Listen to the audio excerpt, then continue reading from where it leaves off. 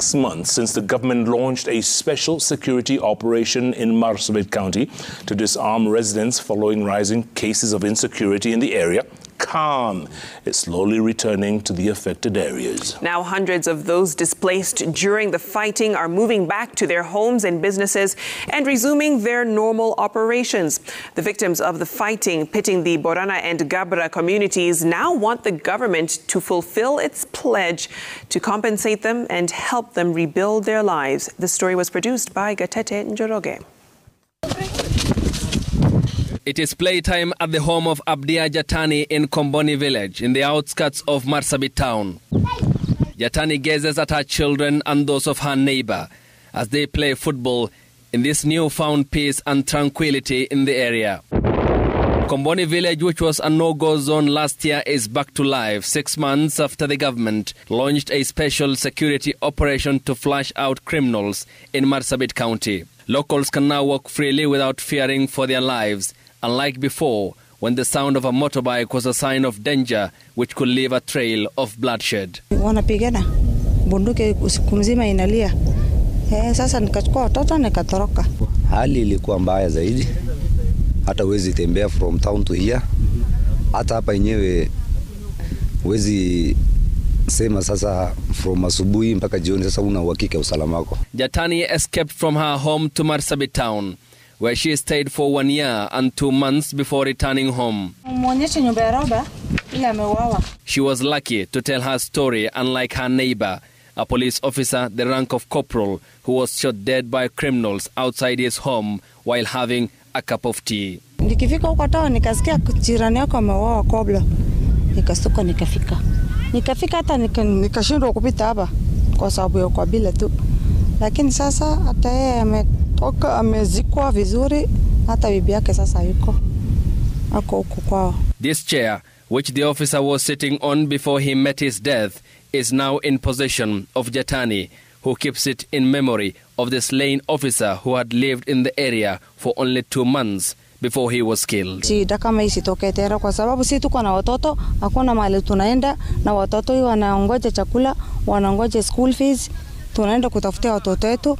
Hiki tusiturudie tena, tunaomba hata Mungu. The criminals also disrupted Jatani's plan to build a permanent house for her children after they stole iron rods outside her home during one of the attacks. For Abdumolo Guracha, who returned home a week after the launch of the security operation and a dusk to dawn curfew, says the conflict in Marsabit County was a big lesson to the warring communities. Hakuna mshindi kwa hii vita, kwa sababu kila mtu, wachochezi na wahusika na wale makabila walikuwa wanapigana, hakuna mwenye alishinda na hakuna mwenye kuathirika.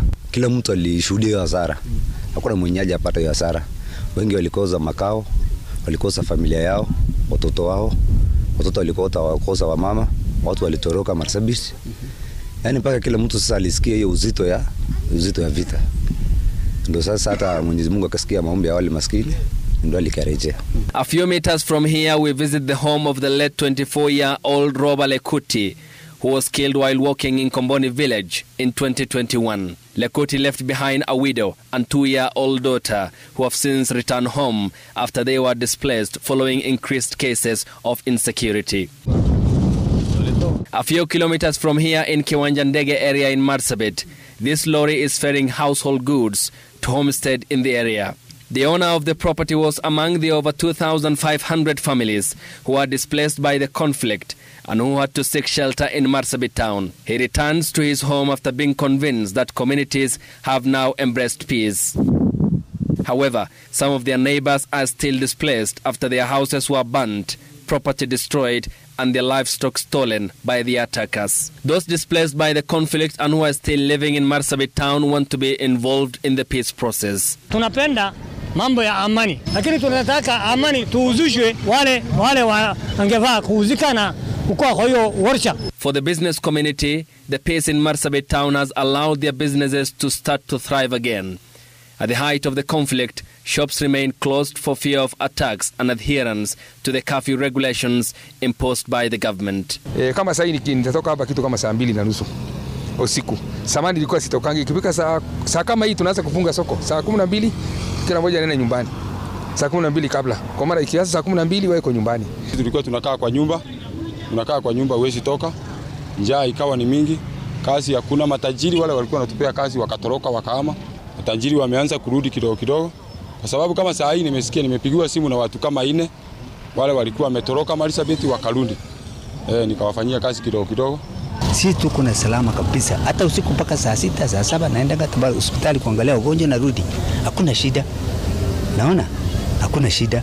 Na hii majira hii watu ambao walikuwa hawasikizani kati ya Borana na Gabra tunasikizana, tunakaa kama ndugu. Marsabit Deputy County Commissioner David Saruni attributes the peace to the operation launched by the government and the efforts by the affected communities to put their differences aside. Kuna watu wenyewe kama wachungaji upande wa Shur na Jaldesa.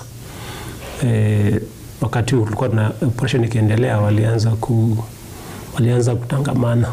Ng'ombe ikipotea pande ile inarudishwa, kija pande hizi kipotea zinarudishwa. Saruni says since the conflict started in February 2020, 159 people have been killed. 2,594 families have been displaced from their homes. 915 houses were vandalized, while 111 houses were burnt by the criminals. 4,721 livestock was stolen during that period. Police have arrested 7 suspects in connection to the murders and destruction. 357 assorted firearms, 3,700 rounds of ammunition and 1 hand grenade have also been recovered by the authorities. Na muhimu ni kwamba kuwachukulia wale kama wale ambao wanahusika kama wahalifu, lakini sio jamii.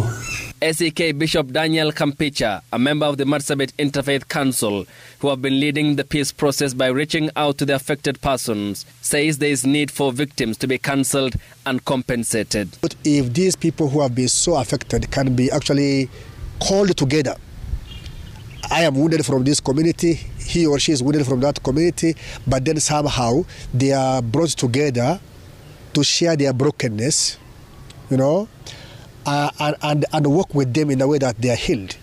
If this is not done, they are the same perpetrators of revenge.